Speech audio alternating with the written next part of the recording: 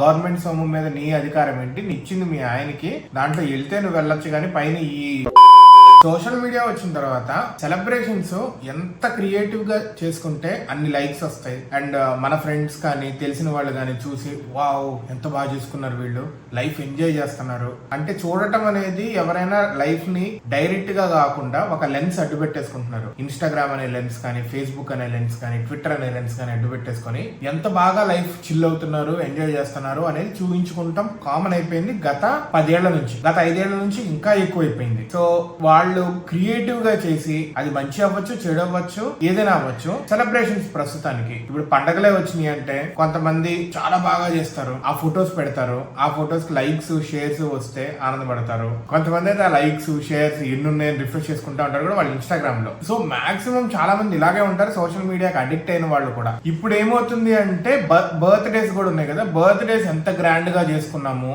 ఎంత క్రియేటివ్ గా చేసుకున్నాము అనేది కూడా ఉంటుంది. కొంతమంది సరదాగా చేస్తూ ఉంటారు, కొంతమంది ఇంకా ఇన్నోవేటివ్ గా చేస్తూ ఉంటారు అనేది. అయితే రీసెంట్ గా ఈ ఉదంతం ఛత్తీస్గఢ్ లో బయటపడింది. ఒక డిఎస్పీ భార్య తన 33వ బర్త్ డే ని క్రియేటివ్ గా తన హస్బెండ్ గవర్నమెంట్ ఇచ్చిన పోలీస్ జీప్ ఉంటుంది కదా, దాని బాయినెట్ మీద కూర్చొని 33 అనే నంబర్ ఫోమ్ తో రాసి, ఫస్ట్ 32 రాసింది, వైపర్ తో తుడిచేసి 33 అని రాసింది. ఫ్రెండ్స్ అందరూ కలిపి వెళ్ళారనమాట. ఇది సోషల్ మీడియాలో పెట్టింది, బాగా హల్చల్ అవుతుంది ప్రస్తుతం, బ్యాక్ లాషెస్ బాగా వస్తున్నాయి. ఆ డిఎస్పీ పేరు తస్లిం ఆరిఫ్, తన భార్య పేరు ఫర్హీన్ ఖాన్. అయితే ఈమె ఇలా చేయడంతో కార్ నిండా తన ఫ్రెండ్స్ వేసుకొని బ్యాక్గ్రౌండ్ పాట వేసుకొని వెళ్ళడంతో ఇది అందరూ తిరుగుతున్నారు. గవర్నమెంట్ సొమ్ము మీద నీ అధికారం ఏంటి? నిచ్చింది మీ ఆయనకి, దాంట్లో వెళ్తే నువ్వు వెళ్ళొచ్చు కానీ పైన ఈ ఆర్భాటాలు ఏంటి అన్నట్టుగా అందరూ బ్యాక్లాష్ చేస్తున్నారు సోషల్ మీడియాలో. ఇది అసలు ఎంతవరకు కరెక్ట్ మీరే చెప్పండి. ఇదనే కాదు, ఇట్లా చాలా ఉదంతాలు జరుగుతూ ఉన్నాయి సోషల్ మీడియాలో ప్రస్తుతము. ప్రతి ఒక్కళ్ళు సోషల్ మీడియాలో వాళ్ళని వాళ్ళు గొప్పగా చూపించుకొని ఆనందాలన్నీ సోషల్ మీడియాలో పెట్టి బాధల్ని మాత్రము ఒక ఫిల్టర్ పెట్టేసి